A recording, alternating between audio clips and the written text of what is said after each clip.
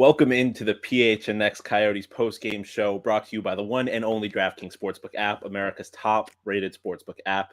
Don't forget to hit that like button, subscribe wherever you get your podcasts, leave us a review, maybe give us as many stars as Pamelka gave up goals. I'm Shawn DePaz, joined by the one and only Steve Peters. Of course, Craig Morgan will be joining us later. Petey. First of all, who types out the words for the thumbnail? Who does that? That just comes up before it says Coyotes postgame. Who typed that up? It's just curious. Shane did today. Yeah. Okay. So what program do we use to do that? After Effects. After Effects does not have spell check, apparently.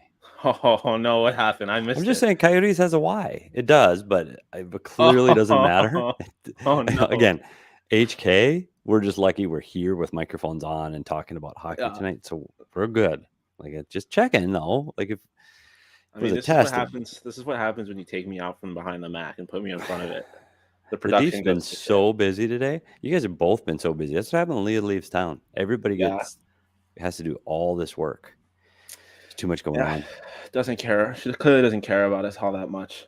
No, but she said hi to the group, by the way. And did you see that too? She had a comment in the group. Hi. If you're by a computer and you can comment, turn the damn thing on. There she is again. Hi from Toronto. Turn it on. I don't know. No, must have left the mic here in the valley. Didn't bring it with her up to Toronto. A lot of hot takes today, Shawn. It is what it is. This is what happens when Shane leaves the Sun Devils show. We talk crap about him too. So it's just, if you leave, it's gonna happen. It's just the way. But why did she leave when it's 7-1? 7-1. I feel like that from her perspective, that's the best time to leave. Yeah, this is tough. This is look about this schedule. This is the sixth time. Yes, the sixth time they've given up 7 or more goals this season. That's a lot when you give up 7 goals, and to do it 6 times in the same season is tough. And they did a lot in the beginning of the year. We were talking about the Columbus 8-2 to start the season off. Then right away they gave up 7-4 to St. Louis later that week. And I thought we kind of got through that. I thought we got through that period where we're gonna hang on. We're gonna make games exciting. We're still gonna lose, but we're gonna make it exciting. And I thought that's the way this season was headed. And then everybody gets hurt. Yeah. And I get, wait, you can't be depressed about this. You can't be angry about it. It's not even fair, right? Yeah. The lineup's not even fair you're putting out there. Yeah, I tweeted from the beat account. I was watching Shane Wright highlights just to feel something, to ease the pain, because did it help? I feel like that's at this point, that's what you got to remember is there's bigger fish to fry. These losses are all lose the battles, win the war, and the war being the NHL draft lottery. It's all worth it, right? Yeah, I hope so. I mean, hopefully, as long as the lottery balls fall in our favor. Let's get straight to the numbers. Not that I really want to, I like it because they're not very pretty. Of course, 7-1 for the Canucks, but the most telling number here is the power plays. 3 out of 4 for the Canucks. Yotes did get 1, but not clearly enough. And that was barely a power play goal. It was changed to a power play goal after the fact for Ladd. And then, like I said, 3 for 4 from the Canucks. Is that shots on goal rate? 27 shots on goal and 7 goals against. Yes. So usually they stop 46, 48, 50 and give up 3. 27 and 7. I'm not a math major. That's not a good percentage. I'll say that much. No, and again, it doesn't always fall on the goaltender. Again, I don't think Veggie was very good. Again, and we'll get to that a little bit later in the show. But you put out a roster with this many guys playing for the American League. You got a couple kids in college. You're playing against a team that's trying to make the playoffs. This is what you expect. They turned over the puck too much. They didn't defend very well, and they didn't get the huge save that they had got at moments during the season. That's what happens for a 7-1 loss, and that's where you are today. And that's too bad. But that's what you got on the ice. I imagine we didn't have any keys from you today, but I imagine if we did, we would have had veggie, and I don't know what to put out of the box. What do you put? What are your keys now? Just get through the game without getting another guy hurt. Basically, I feel like that's really all you can hope for, and at least make the game competitive, which they did not do. But this was definitely not. Obviously, you want to stay out of the box always, but this was definitely not the right team to get into penalty trouble with. Last time I checked, and I think it might be 11 now, but the Canucks have at least 10 power play goals in their last 6 games. So this power play has clearly been hot, and they showed that tonight.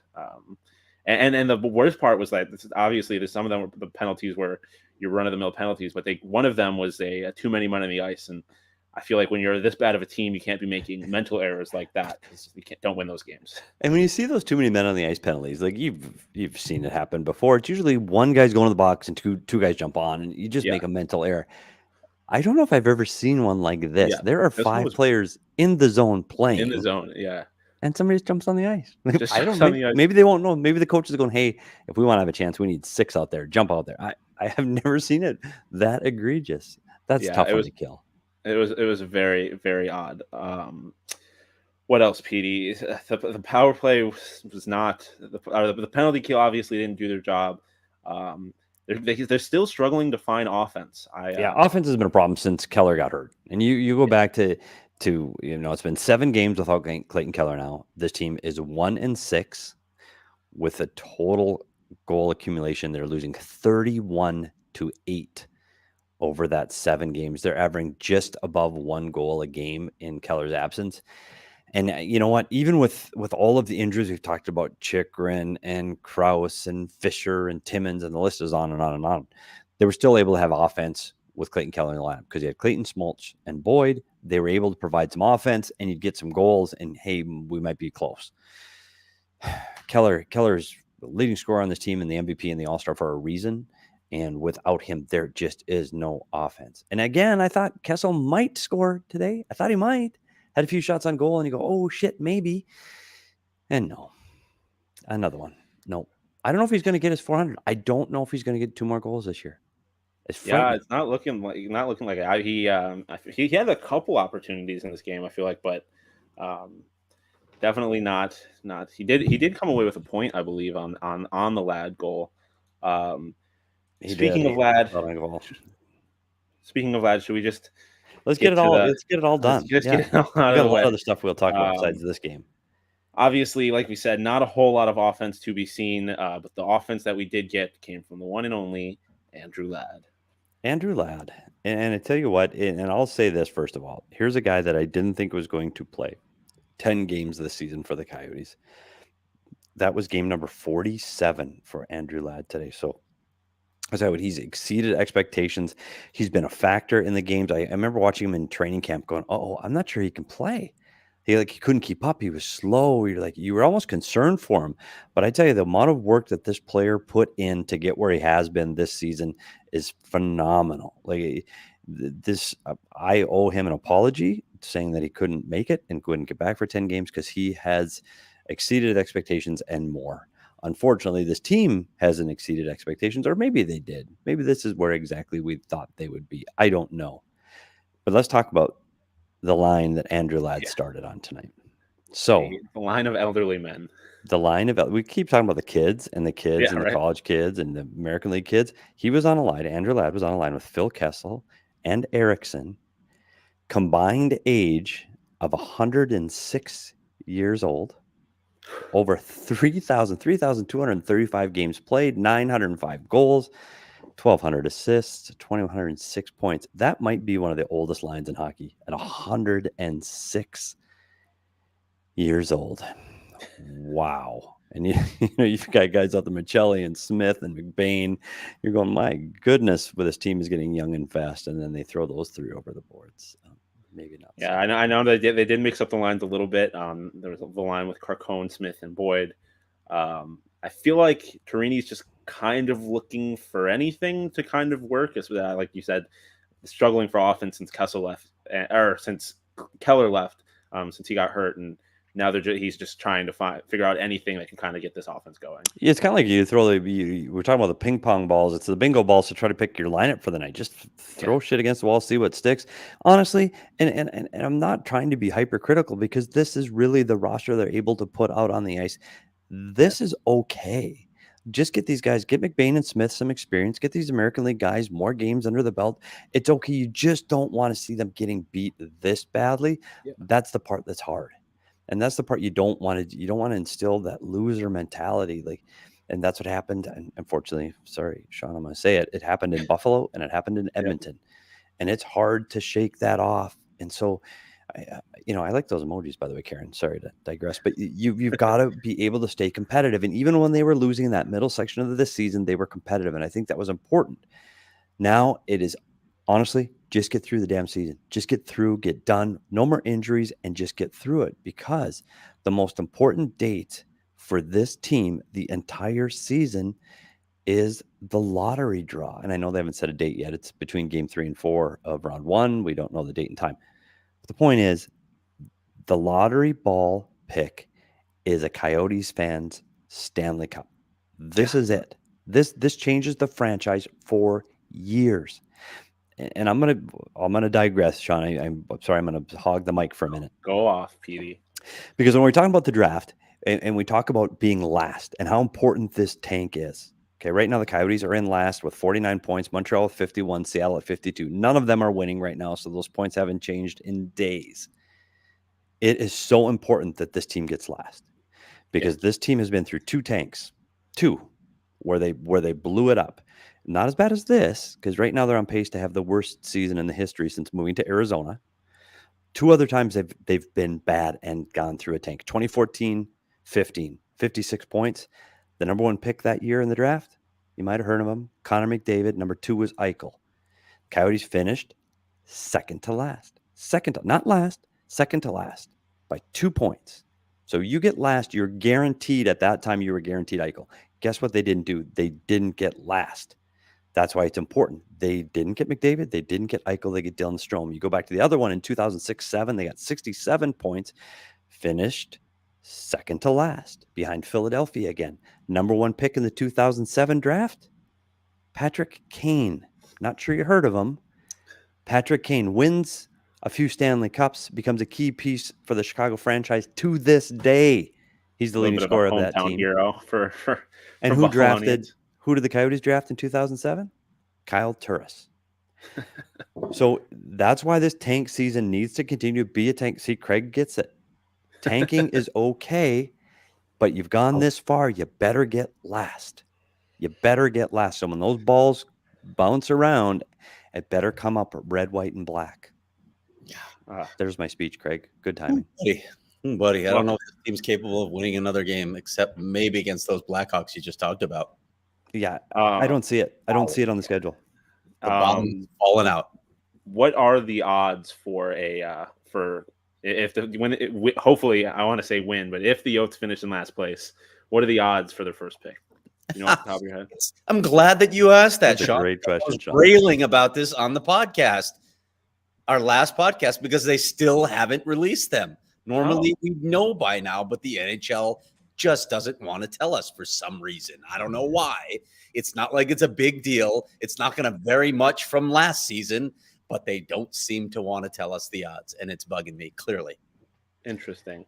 Well, we don't know the odds for the first overall draft pick, but we do know the odds for tomorrow's play-in games for the NBA. Well, for the NBA postseason playoffs. Right, I don't know. Really good. Shawn. You know, this is only the 3rd time I've ever had to do ad reads, and I'm pretty proud of myself for that segue. That was unbelievable segue. Leah's taking notes in Toronto at Tim Hortons right now. At what is it? At almost 1:00 in the morning over in Toronto. No, don't forget to write down that time code too.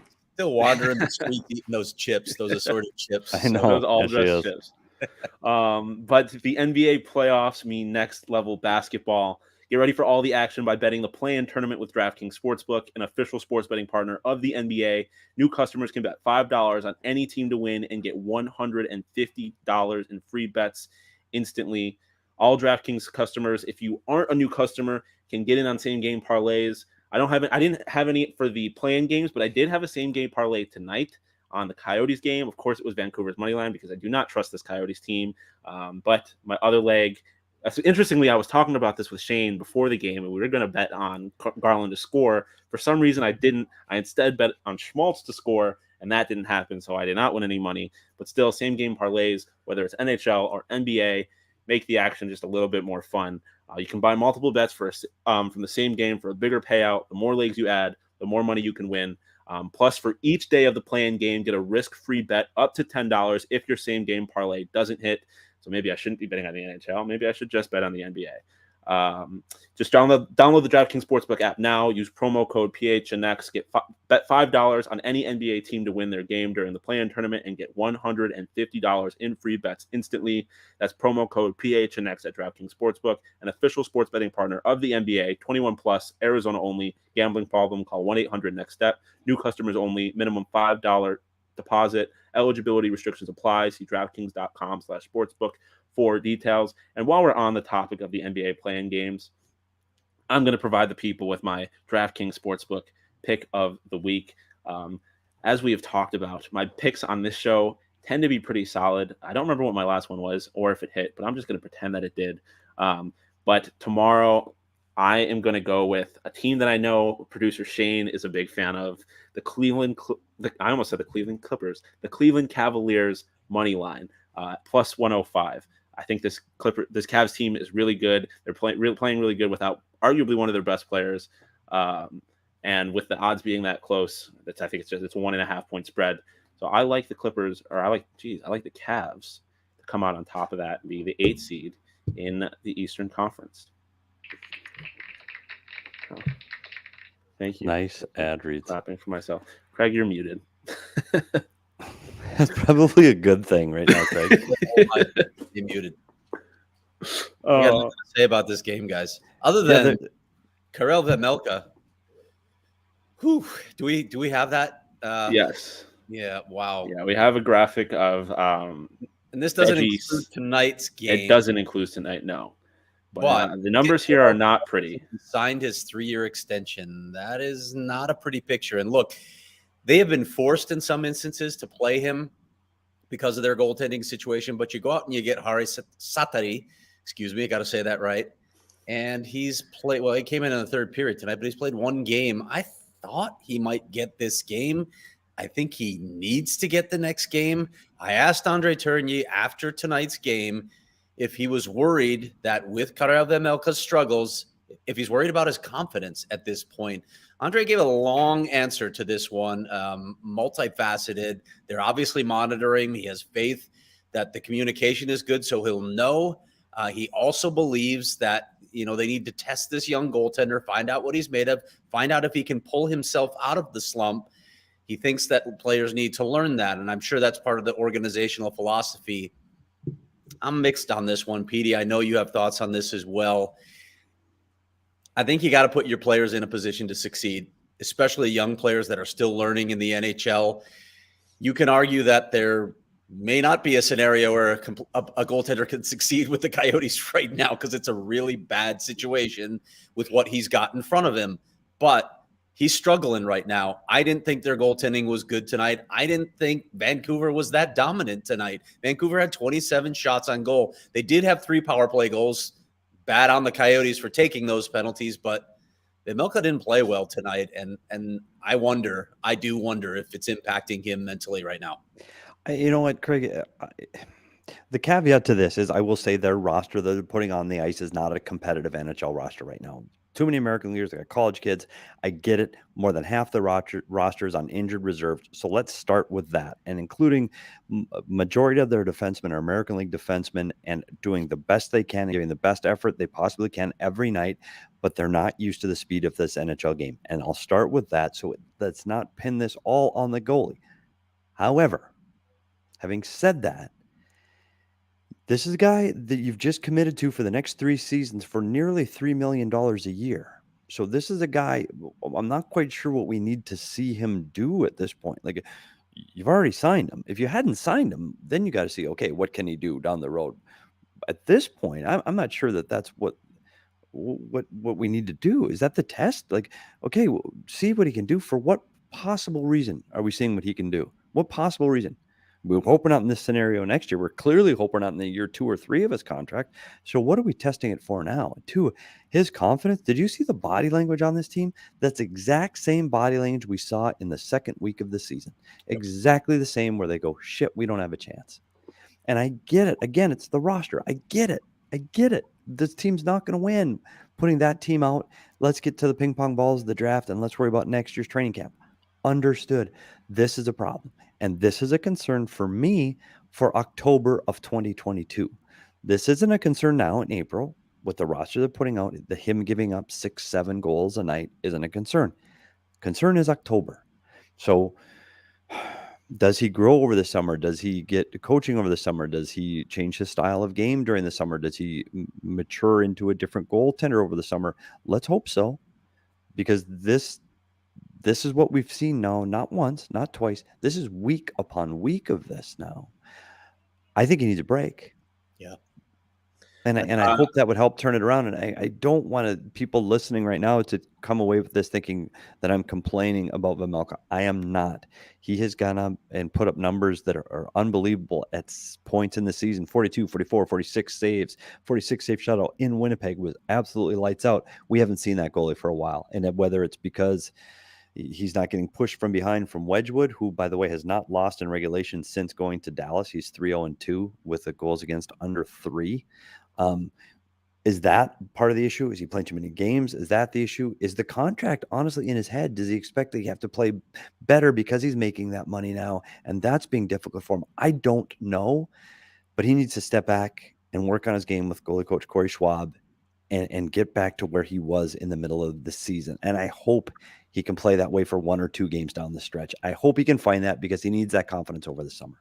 That's my biggest read on the situation right now. You guys, I don't know if this is going to carry over for Vejmelka. I don't know if his confidence is going to be destroyed. It better not be if you're a professional goalie. But I think he could take some time right now to work with Corey Schwab and say, hey, here's a few things. They haven't had a lot of practice time. There's not a lot of time for him to do this. So pull him back, get Satari a couple starts, get a look at the guy that you claimed off waivers, so you know what you have, because you only have 8 games left in the season, and pull Vejmelka back for a little bit and give him some work. I just don't get it. I know both of us have been sort of questioning their approach with the goaltenders for a while now, but I just don't get this. Yeah, and you look at Satari, he's given it 1 in 5, 1 goal and 5 shots tonight. And honestly, the one start he did have, he struggled, but it was his first start in years. So yeah, you want to talk about, let's see what we have. Well, let's see what we have with him. Mm-hmm. Like that's the guy I want to see what you have. He's a guy that hasn't played in a regular role in the National Hockey League for over 5 years. So let's see what he has, because guess what? They need 2 goalies at the start of next season. And right now they've got 1. So whether it's sign Wedgwood over the summer, which I still think is an option, is it Prosvetov? I don't think he's ready. We've talked about that multiple times on the show. So is it Seteri? Is it? I don't know. I think that's the thing they need to find out. Vejmelka signed. Don't worry about him. We got him. Let's find out who's number 2 in October. And I think that's what they can do over this next 9 games, is take a look at, or 8 now, take a look at what they have in Hari. So we'll see, Craig. I didn't mean to get fired up. I was going to be positive today, saying the tank is coming and the ping pong balls and the draft and wrong for right and all those things. And here I am again. So who do you think are the 2 goalies on the team at the start of next season? Lord knows. Well, Vejmelka's one of them. Yeah, right. Ivan Prosvetov won't be here. Kozinach probably won't even be back with the organization. It's funny. I talked about Wedgwood, Craig. He's 3-0-2, 274, 917 save percentage in Dallas. Shuts out the Tampa Bay Lightning the other night. Takes Minnesota tonight to overtime. They lose in overtime, but he's been exceptional. And not just good, but he's playing as good as he did for the Coyotes. He's playing that same way for the Dallas Stars. So my thought process, he'll come back to Arizona. Guess what? He might get other better offers than to come back to Arizona next season. Yeah, and in a way, I hope he does, right? I hope he plays himself into a good situation. I'm glad that, well, I mean, they lost tonight, and so it's not assured yet. It's tight right now. It is, because Vegas crushed Calgary. Pounded Calgary. Yeah, and then the other teams are, like Nashville lost at home tonight. So it's tight again. But when I look at the goaltending for next season, like we said, Vejmelka is going to be here. But I wonder if that other guy is on another team. Like, we know that the Coyotes are going to be taking on contracts from other teams. Other teams want to shed. I'm not saying I've heard anything about this, but like I look at a situation like Minnesota's got right now.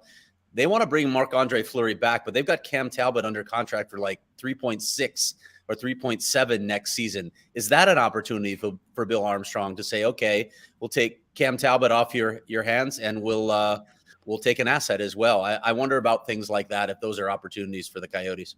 Yeah, and Bill's done that before. Clearly, Mhm. he's been able to do that. And we talked about, it's funny, we talked about it at the draft, or excuse me, trade deadline, like a Spencer Knight. And I thought, good grief, they're not going to let go of Spencer Knight in Florida, but for the same reasons you're talking about. Like Bobrovsky, that got locked up forever. He's your goalie for years to come. So we have some value in Spencer Knight. Maybe there's a deal in the summer for a player like that. I don't believe that they're going to pick up a guy like Cam Talbot right now or Spencer Knight, because honestly, it's not the time.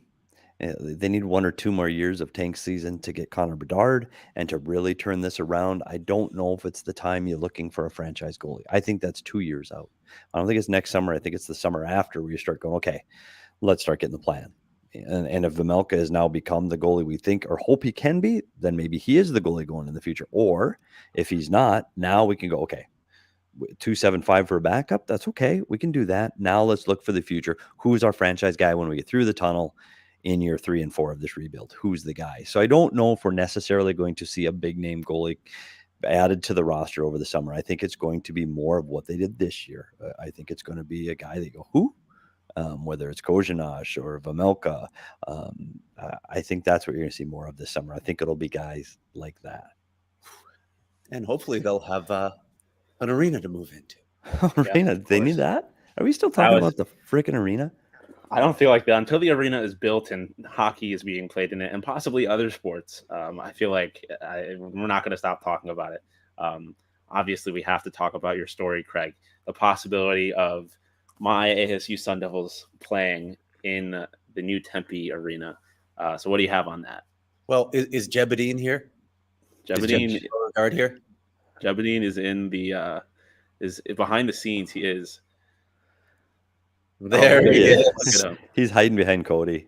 For a minute, I thought you were wearing curlers in your hair, looking at that headset. Does he have a microphone, or is he just muted? There you go. Hello.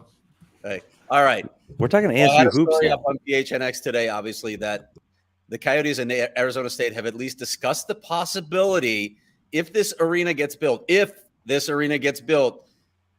of having it be the home of Sun Devil basketball. I want to get takes from the ASU guys on this possibility. There have been takes all over the internet about it. I want to hear it from you guys. What do you think? Well, look, well, hold on.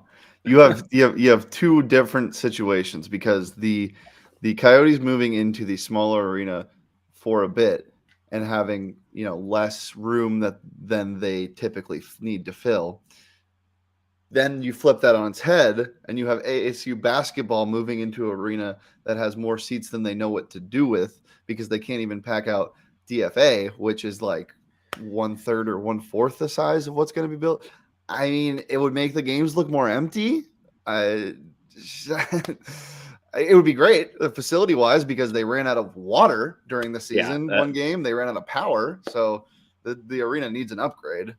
Yeah, I don't know if this ever even a thought, but like I was a proponent of ASU basketball playing in the new hockey arena, the ASU hockey arena. I felt like that was higher quality, but a manageable size. But like Shane mentioned, there was a game canceled earlier in the year because they didn't have running water or electricity. And I feel like having such a terrible facilities doesn't help. Like it's kind of one of those things where it's like, if we have terrible facilities, how are we supposed to get good recruits? And if we don't have good recruits, how are we supposed to put people in the seats? But then it's like, if we have this big arena with nobody in it, are people going to want to play here anyways?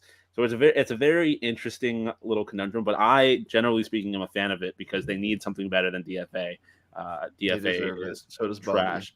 Yeah, Bobby Hurley deserves better. Yeah, let's start there, because I have covered a lot of games in Desert Financial, and look, I know a lot of people don't get to see the guts of that building, but it's not so affectionately referred to as the bunker. Mm-hmm. It is. Yeah. Let's just say it as it is. I know that people are like, just renovate the arena. It's fine. It's a dump. Yeah, it's a dump. And if you talk to people inside the program, they will simply tell you it's a dump.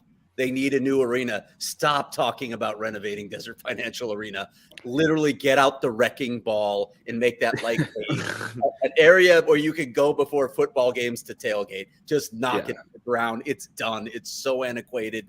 Get rid of it. I like this idea of playing in the larger arena. I get what you're saying, Shane, but with a lot of new arenas, They have like those drop down barriers. Yeah. There's a lot of technology that can make it look smaller than Yeah. it actually is. So, I mean, it's an interesting solution for ASU, right? You don't have to spend the money. Yeah, and it wouldn't. I mean, that's not a big, huge problem. Obviously, as you said, you can put banners up and everything and cover the extra seating. But they do that. They did that in DFA for a while by DFA itself. Like they couldn't even fill DFA's upper levels, so they did the same thing. I mean, it would all be good. I'm just making jokes for. So 3 questions. What is the proposed stadium seat? What is DFA seat? And what does an average Pac-12 basketball stadium hold? Because unfortunately, I don't know. But what are those numbers? Current or the proposed Coyote Arena, 1,000, current DFA, 14-1, and an average Pac-12. I don't know what average Pac-12 is. DFA's too big. It was built too big.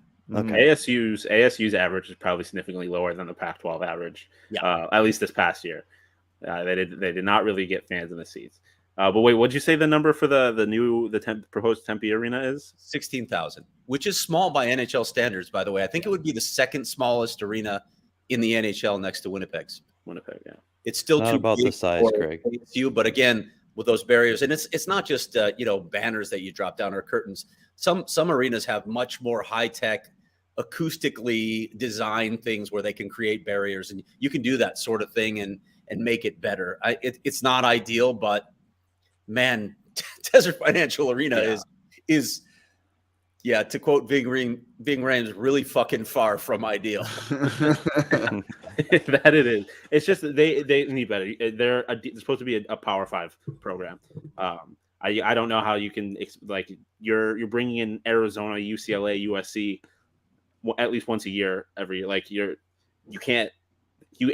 have to at least compete like in terms of facilities with those other programs. Yeah. Like if I'm a recruit and I'm getting off at the airport and I'm looking around and Arizona's beautiful, and then I walk into DFA, I'm gonna be like, I would have questions at the very least, especially if I'm about to go on a trip to Arizona where all they care about is their college basketball team. It's, I don't know. It definitely need something other than DFA. I'd rather them play outside. Does this change anything politically with the Tempe City Council? Does this go, oh, well, this may ASU is interested in this. That's a big deal. So does this change anything? I don't know the answer to that definitively. You talk to council. Well, you've seen council members. They've been asked about the ASU influence, and they'll say they'll make the decision based on the merits of the situation itself or the proposal itself. But find me a politician who has not been influenced by outside factors, including money or large employers in your city. Find me one. So I would say reasonably, yes, ASU should have some impact. The question I have is ASU trying to exert some influence? Now, their procurement laws, we know all about that. The Coyotes have had to steer clear of this because of those laws, but there are also back channels. And Tempe Mayor Corey Woods happens to work for Arizona State. He works for ASU Prep. So just saying, I wonder. And do they read Craig S. Morgan? Because if they read Craig S. Morgan, they'll know all about it. I have no idea if they read me. Well, if they want to read you, they have to head over to Go PHNX and check out your stories. Check out the stories from all of our great reporters. Obviously, we got Totri working on some ASU stuff. Gerald is going to be doing a bunch of great Sun stuff for the playoff run. Playoffs. Oh boy, that's I didn't think we were going to get any of those references in the Coyotes game. I think we mentioned that in the Sun Devils today, actually. But head over to the Go PHNX or head over to gophnx.com. Check out our stories. Maybe grab a membership. Unlock a world of Arizona sports coverage. If you get a membership, become a part of the family. You'll either get a free T-shirt from the PHNX Locker or your first month for just 50 cents just for signing up. You can also we have deals of the week on occasion. I believe right now is the 50% off sun shirts. Maybe it's buy one, get one. I don't remember exactly what it is, but there's always deals of the week. You have to be a member to get them. I'm not going to back you at all on this. Oh, that was Shawn that said that. I didn't say that. Yeah. You have, regardless of what the deal of the week is, you have to be a member to get it. We have these sweet new hats. I know I've been rocking the snapback. I know Petey and Craig. I got my dad hat. Big snapback guys. Yeah, no, I know. But the hats are awesome. So head over to the PHNX Locker, get yourself a hat, get yourself a membership, get yourself a T-shirt. and read some great stories. Read Craig's story on the Tempe Arena, well, his several stories on the Tempe Arena, including his newest one about the possibility of ASU basketball playing in the arena. Anything else from this game, guys? Can they play at the same time for attendance? ASU basketball and Coyotes hockey? Make it a hell of a lot more interesting than the shit we saw tonight. Basketball. Play it at the same time. Yeah. People were asking about that. Like, oh, that'll be a logistical nightmare. How many arenas do you know that switch over from court to ice all the time? What is Staples Center called now? And we're like, oh, it's Crypto.com arena. So it's 2 teams, but if you add up the home games of ASU men's and women's basketball, it still doesn't add up to one NBA team's home games in a season. So yes, they can do it. And another thing to remember is ASU basketball will not practice there. They have the weather facility where they practice all the time, so they don't need to be there for all those other days of the week. So it's not that big of an issue. And it's exactly what I believe Georgetown does. Their basketball team plays at the same arena that the Capitals and the Wizards play at. So if they can do it with 2 pro teams and 2 college basketball teams, I feel like they can manage with a hockey team and 2 basketball teams. How about the narrative that I had somebody in my Twitter thread today saying, oh, students won't go. It's too far. It could be like 30 plus minutes. Maybe walking, I guess. But it's like if you're at the corner of Mill and Rio Salado, it's 1 mile. Like, do students not hop on buses? Do they not have scooters all over campus? Like, that's going to be the deciding factor. 1 mile? Really? If they did that, they would definitely have shuttles for students. Right. For sure. And especially knowing the 942 crew, like they show up even when no one else does. Like they'll get there. And I mean, I think having a new arena would I think the people that would want to go to a new arena and not DFA would offset the handful of students that decide not to go because it's a little too far. But that's just my opinion. Which brings up another thing that I brought from tonight's game to tie this back together with crowds and college crowds. And I will say one thing that the Coyotes might be leading the NHL in is visiting arenas waves. Do I have to see the goddamn wave again? I guess in a 6-1, 7-1 game, you have to do a wave. Like the third period of these games, the opposing teams are doing the wave. And I don't know I guess there's nothing to watch and the lead is secure and they want to cheer about something. So they start the wave, but I have never seen it so much in the NHL as I have this season against the Coyotes.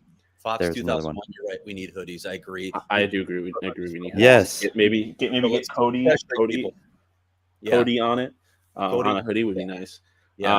Just the simple PHNX hoodie. I would. Yeah, the PHNX hoodie. They can go across all sports. I'm in. I'm hoping Lindsay Spano isn't listening right now because Lindsay Spano likes the wave, Petey. So I'm just going to throw that out. Well, there. Really? Okay. I was going to ask, what is the grudge with the wave? I don't know if I have the hate for it. I've never seen it this much in an NHL season. I don't necessarily hate it. I know this will surprise you, Shawn. I don't necessarily participate in the wave when I'm in a building. I'm not a guy. That's not me. You don't even throw a hand up? No, but I watched a little bit of the Minnesota-Dallas game that was going to overtime 2-2. Guess where they didn't have the wave? In Dallas. Because why? They're watching the game. So I guess it's an actual competitive game. But I feel like, and no pun intended, I have seen a wave recently of wave hatred. I was actually at the D-backs game last Sunday, and shortly after the D-backs gave up back-to-back home runs, they started doing the wave. And one of the guys sitting behind me mentioned that people have gotten really lazy with the wave because they don't even really stand up anymore. They just kind of throw their hands up. So it's not even a full effort wave. I think the wave is weak. I agree with Karen. I'm not a huge fan. I mean, I don't work up a lather about it where I'm really angry that I see it. Hating on it. I think it's lame more than anything else. Lame. I just like seeing an entire 10, 15, 20,000 people, whatever it is, group of people in unison. I just think it's funny to me. I don't know. I feel like I just never realized that the wave was something that people would even have a feeling about. It's just like any other chant or cheer at a sporting event. As long as we're talking about throwing your hands up in the air, Petey, how is that dance video coming? Because you thought you have gotten any classes yet? Games. Nobody's gonna remember. Nobody's gonna. Supposed to get lessons. Okay, I'm done with the lessons. Just somebody find the TikTok dance I have to do. Let's get it done and check it off the list. That's good. Let's go. Do we have a choreographer for this? Is this going to be a whole thing? Yeah, we've got HR with Karen. Do we have a dance instructor / choreographer? I know Espo was on our TikTok doing a little bit of not really a dance, but he was doing a little bit of Yeah, I saw that. today, He acted. So, yeah, maybe he has some tips. I feel like Espo can bust a move if he needed to. Speaking of acting, I don't know can I tease my thing at all? Oh, you should. Yeah, go for it. I don't know when it's going to be up. I have the feeling it's going to be up soon. There might be a real, like we used to do Petey's Puck Talk on the show all the time when the games were a little more relevant and we'd talk hockey before Craig come on, we'd break down a play. We haven't done that in a while. There will actually be another edition of Petey's Puck Talk. It's done. It's in the can, edited. So I don't know when it's coming out. I would guess today's Thursday. So I guess no later than Monday, maybe tomorrow. Who knows? That's all you're going to say about it? There might be an acting performance in it. Is a PD a person in your neighborhood? PD is a person in your neighborhood. I think there's multiple acting performances in it, actually. Oh yeah, there are. there might be a cameo from the ASU crew. By the way, So check it out. You know what? Had a lot of fun doing it. And when we get to we're going to talk about the members Discord. I'm going to go in there after this one airs and get some ideas what we can do for the next one, because I think it is. We do have fun with it, but I do think it helps people learn something about the game of hockey. So I can attest. You were testing out your little part of it on me, and I did learn a little bit, and that's all. That's what we're trying to do. So. Speaking of having fun, though, we're doing something pretty fun as a PHNX Coyotes crew, as a family. As a family for the last game at Gila River Arena. We're taking it over. We're gonna have a party bus. It's the official PHNX Coyotes takeover party bus on April 29th for that final game at Gila River Arena against the Predators. Predators were the first game ever, too, right? That is correct. Yeah. What are the odds? But it's $125. It includes a ticket to the game. You get to meet new all-city, all-team athlete Josh Doan, who we recently signed to an NIL deal, free food and drink. Giveaway. We're giving away a chance to ride on the Zamboni during intermission. I think there's some golf towels involved. And of course, you get a bus to and from the game, picks up at the Ainsworth. So join us. I mean, we don't know who's going to be on the bus yet, but I know you want to get on the bus. I want to get that. And just think about prizes. And I was going through my house today. I might actually donate at least one, maybe 2 or 3 items to go in the prize barrel. Wow. Some legit Coyote history stuff. Like a Wayne Gretzky suit? No, not like a Wayne Gretzky suit. There's some stuff. I got some stuff that it's just gathering dust and somebody else might appreciate it more. Nice. It's real Coyote history. I like it. I do know that a lot of our listeners and viewers are season ticket holders. So if you already have a ticket to the game and you just want to meet Josh Doan, maybe get a free T-shirt, we are also going to do just a Josh Doan meet and greet at Westgate at the Lola prior to the game at about 6:30. And so I got to meet Josh for the first time the other day when he came to the office. Super nice guy, very fun to talk to. So if you like I said, if you are a season ticket holder or you happen to have a ticket to this game already, come by to the Lola and meet Josh Doan and get a T-shirt. The T-shirts are really awesome. I do like them a lot. I have to get mine. I just love this little cartoon of Josh. Do we Craig, and when Leah will be back in town by then, right? She'll be back for the bus and the yes. So she'll be there. So what do we get to do? Like, can I actually go to the game? Can I sit in a seat and watch a hockey game? Nice. I mean, you've had a spot in the press box all year. But can I sit in the seats? Because they're lower bowl, right? Seats? Yes. Yeah, I would imagine there'll still be some. I'm really wondering what that last game is going to look like, if people are going to turn out. I'm not saying they're going to sell out, but is it going to be a big crowd? I'm wondering about that. And will they do the whiteout? I hope they do the whiteout. Oh, my God, that's brilliant. They should do the whiteout for the final.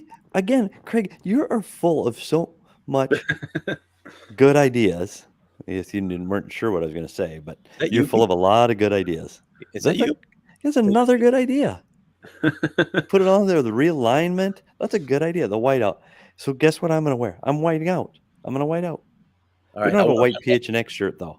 gonna wear my white suit then. I am gonna wear my white suit as well. I mean, although I will say that like, everyone that is going with our group is getting a gray Josh Stone T-shirt. So Gray is close gray enough, out. right? Gray, but I can wear gray with a white suit because I do have a white suit because I worked there and I thought, oh, I'll wear it at the next whiteout, and guess what? There wasn't one. So, all right. So, anything from this game or in general that you want to talk about? I think we've hit it all, boys. We've I feel. Go ahead. I feel like it's obligatory when when the Yotes play the Canucks. Have to talk about OEL and Garland. Assist for OEL, goal for Garland. Garland's now on a 5-game point streak. So at least someone with an attachment to the franchise is still succeeding. Yeah, they're not going to get in. It's too bad. They're playing really well lately. They're just a little too late. We did a really bad start for that team. Yep. But that brings up in the offseason though, with like a guy like Conor Garland, will he be back? Because that GM's just not wed to anything there. They're going to miss the playoffs. He may say goodbye to some of those players, and Garland may be on the move again, which is just crazy to think about. Yeah, I think they don't have a lot of patience there. Things are going to blow up there again, I'm afraid. And I told you already, I don't think the coach will be behind the bench game 1 next year. I don't think Bruce Boudreau will be there. I think they'll make a change there too. But we talked about former Coyotes doing well. I'm looking forward to 10 days from now as the playoffs approach and going, okay, who of the former Coyotes is in? And then we can finally have our little Coyote draft and draft players that are going into the playoffs and see who has the best performances. And I think the first overall pick should probably be Darcy Kemper, but that's just me. Well, speaking of the future, why don't we take a look at our upcoming schedule? We're getting down to the end. Obviously, we got this game against Calgary to finish out this little 2-game Canadian road trip and then come back home for 4 of the last 5 games at Gila River Arena. Yeah, Carolina, Washington, St. Louis. I don't think so. Loss. Calgary, loss. Blackhawks, maybe. And then we're in the week of the season. Maybe. Yeah, those other teams right now are playing. The Calgary losing that badly tonight to Vegas definitely did not help their chances. They are in trouble because they are going to get a tongue lashing from their head coach tomorrow at practice. They are in one on Saturday night. And I think same to be said about Carolina, Washington, St. Louis. They're all playing really, really, really good hockey right now. And they're ramping up as the Coyotes in Chicago are ramping down and getting ready for golf season. So that might be the winnable game of the season is the 20th against Chicago. I know Seattle or St. Louis just beat the Sabres 6-2 today. It was not pretty for the hometown team. And then one last thing, let's throw up the punch card. We're getting so close. That's a thing of beauty. That is amazing. We officially have less than one row. That is amazing. I'm excited. I don't know. I'm excited we're going to do something on Game 82. I am really excited about that. I am going to schedule my Uber right now so I don't have to worry about it. I don't care what it costs. Let's get me an Uber or a car maybe I'll sleep in the bus that night. Well, we are doing a live show at the Lola after the game. So yeah, but do I have to be sober? I've seen other shows on PHNX. That's my point. That's my point. We're going to be at a bar already. Okay. I'm not calling guys out, but I've seen guys drink on the air more than one or two. I've seen it. Just saying. Also, I don't know if you guys have mentioned this, but a Connect 9 is in play with game 81. With game 81. Oh, look at that. Oh, my God. Corner to corner. Really big one. That's a big loss. And if it's a loss, it's corners. We have game 1, 9, 73, and 81 would all be losses. Hey, wow. Look at all this fun we're having. Who said Coyote hockey isn't fun? Got to get the wins where you can take them. Game 81's at Dallas, and Dallas needs to win that game. So we might get a Connect 9. I like it. I like the chances. Hey, at least we have something to look forward to. Do you think Wedgie plays that game? I bet he does. I would think so, yeah. I bet he does. That game, don't you? Yeah, I think Wedgie plays Veggie in Dallas. I like it. We're gonna need like a full boxing promo graphic of Veggie. Yes, Charles. Charles sees the light. Tunnel. There is, and again, I've said it before, and I'll wrap up my comments for the day. I'm sorry I was negative today. I was frustrated with the 7-1 loss. I was, but the plan is to lose. They're doing a magnificent job of it. And when the ping pong balls fall, let's hope we are cheering. And that is this team's Stanley Cup for this year, is the ping pong ball lottery. Ugh. And that's where the positive starts to turn around for this team, this franchise, this city, this organization. Starts on that day. Okay. Imagine if we knew the odds. If only. Shawn Well, Leah decided, is like still that. in Canada for a couple of days, so I will be back hosting the post-game show on Saturday after the Calgary game. But I think that's all we have for tonight. I didn't think we were going to be able to talk this long about a loss this bad, but I guess we have arena news, and whenever there's arena news, there's stuff to talk about. Yep. By the way, I will be here Saturday. You won't what? be here Saturday. You what? I won't be here Saturday. You know this. won't? No, buddy. It's going to be me and Shawn to play, and we're going to be at the studio. And Shane, you and Shane in the studio. We'll make it an ASU Coyote crossover. We'll just talk ASU softball. We might, after a Calgary game that could go sideways, maybe we'll talk. Maybe ASU even softball. a hot or not, huh? Maybe. Ooh. Maybe a producer surprise. Hot or not. Just bring in all the shows. Spicy. I'm in for some fun because I have a feeling the game could be not as much. They've So if you want to tune in for fun, tune in Saturday. Yeah. Saturday is going to be fun. All right. Go make sure you go ahead and follow at S Peters Hockey. Follow Petey. Follow Craig at Craig S Morgan. You can follow me at Shawn_DePause. Of course, follow the show at PHNX_Coyotes and PHNX in general at PHNX_sports. This was fun despite how not. You did fun a great job, Shawn. You did a great job. I appreciate it. Like I said, we will see you on Saturday. But for now, deuces.